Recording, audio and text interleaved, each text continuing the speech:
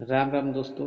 मैं आपसे एक बार आज हम चर्चा करने वाले हैं मानव में उत्सर्जन के बारे में। इसके पहली वाली वीडियो में हमने चर्चा किया था मानव में पोषण के बारे में, मानव में श्वसन यानी कि चीज़ों के श्वसन, पोषण, और उसके बाद हमने चर्चा किया वहन के बारे में। अब उसके बाद जो लास्ट स्टेप है, जो आखिरी का है उत्सर्जन। ठीक है। भोजन, पोषण, उसके बाद हमने श्वसन, और उसके बाद हमने बात किया वहन के बारे में, और इसके बाद हम बात करेंगे मानव में उत्सर्जन के बारे में। ये सारी चीज़ें जो हैं वो जैव प्रक्रम के मुख्य घटक हैं। ठीक। तो इसमें हम देखते हैं मानव में उत्सर्जन वह जैव प्रक्रम जिसमें जीवों में उपापचयी क्रियाओं में जनित हानिकारक नाइट्रोजन युक्त पदार्थों का निष्कासन होता है, उत्सर्जन कहलाता है। एक कोशिकीय जीव इन अपशिष्ट पदार्थों को शरीर की सतह से जल में विसर्जित कर कि उत्सर्जन में क्या होता है कि जो जैव प्रक्रम में उपपचयी क्रियाओं के बाद नाइट्रोजन होते हैं उनको निष्कासित किया जाता है। यही क्रिया जो होती है उत्सर्जन कहलाती है। ठीक है।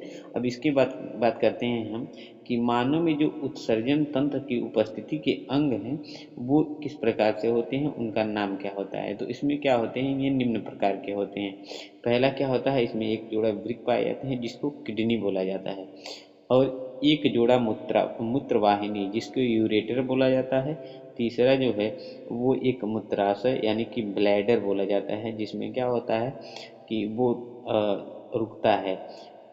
इसके बाद हम देखते हैं जो यूरेटरा होता है एक मूत्र मार्ग होता है। ठीक है। अब इसमें हम एक फिगर भी अच्छे से दिया गया है, डायग्राम, इसको आप देख सकते हैं।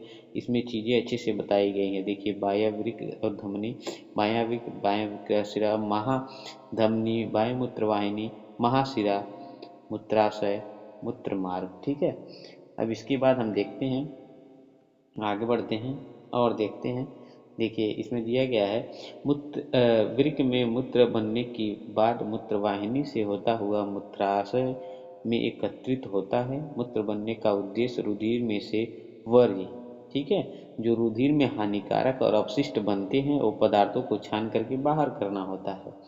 अब इसके बाद हम देखेंगे वृक्क में मूत्र का निर्माण की प्रक्रिया किस प्रकार से होती है। ठीक है। वृक्क में मूत्र का निर्माण की प्रक्रिया, तो वृक्क की संरचनात्मक व क्रियात्मक इकाई वृक्काणु, जिसको नेफ्रॉन कहा जाता है, वो नेफ्रॉन कहलाती है। वृक्काणु के मुख्य जो भाग हैं वो इस प्रकार हैं।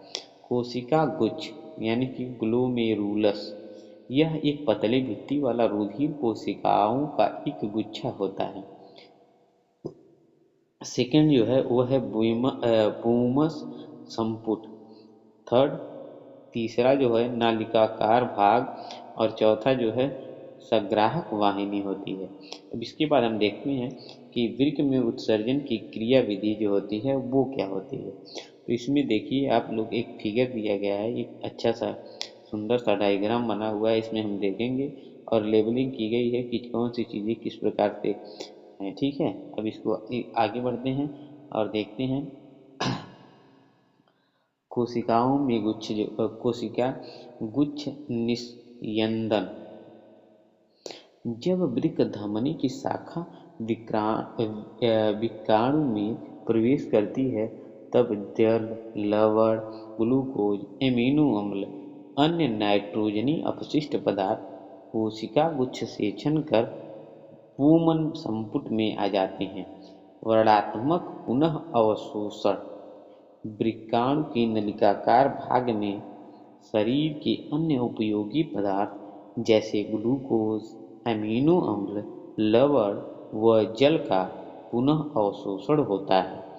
थर्ड जो है नालिका श्रावण, यूरिया, अतिरिक्त जल, लवण जैसे उत्सर्जी पदार्थ विक्राणु के नलिकाकार भाग के अंतिम सिरे में रह जाते हैं व मूत्र का निर्माण करते हैं।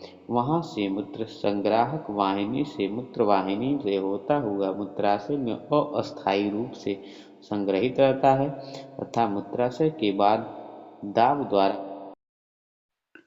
अब हम बात करेंगे कृत्रिम वृक्क यानी कि आर्टिफिशियल किडनी। आर्टिफिशियल किसमें लगाया जाता है? जिनकी किडनी काम नहीं करती है उसमें आर्टिफिशियल किडनी का प्रयोग किया जाता है।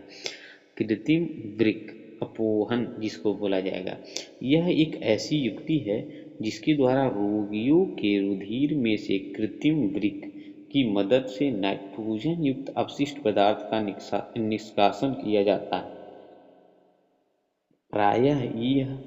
प्रायः एक स्वस्थ वयस्क व्यक्ति में प्रतिदिन 180 लीटर आरंभिक निस्यंदन वृक्क में होता है, जिसमें से उत्सर्जित मूत्र का आयतन 1.2 लीटर शेष निस्यंदन वृक्क नलिकाओं में पुनः अवशोषित हो जाती है। ठीक है, अब इसके बाद अगर हम बात करें तो ये था आपका अभी तक मानव में उत्सर्जन। अब हम देखेंगे पादप में उत्सर्जन, यानी कि पौधे किस प्रकार से उत्सर्जन करते हैं इसके बारे में देखेंगे।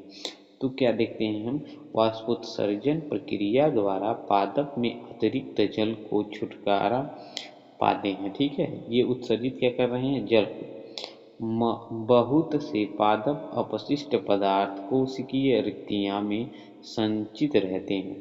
अन्य अपशिष्ट पदार्थ उत्पाद यानी कि रेजिन तथा गोंद के रूप में पुराने जाइलम में संचित रहते हैं। पादप कुछ अपशिष्ट पदार्थों को अपने आसपास मृदा में उत्सर्जित करते हैं। ठीक है, तो इस प्रकार से जो जैव प्रक्रम का जो चैप्टर था वो आज समाप्त हुआ। और इसके बाद एक नेक्स्ट वीडियो आएगी जिसमें हम प्रश्नोत्तर के बारे में बात कर लेंगे और इससे पूछे जाने वाले बहुत जो इम्पोर्टेंट क्वेश्चन है जो बोर्ड में आ सकते हैं, या फिर इस लेसन के सारे क्वेश्चन को सॉल्व करा दिया जाएगा। और जो चीज़ें हैं चैप्टर, जो अगर आप पिछली वीडियो को नहीं देखे हैं तो वो प्लेलिस्ट में पड़ी हुई हैं, वहाँ पर जाकर आप देख सकते हैं और चीज़ों को अच्छे से समझ सकते हैं। वीडियो अगर अच्छी लगी हो तो लाइक करें, कमेंट करें। धन्यवाद।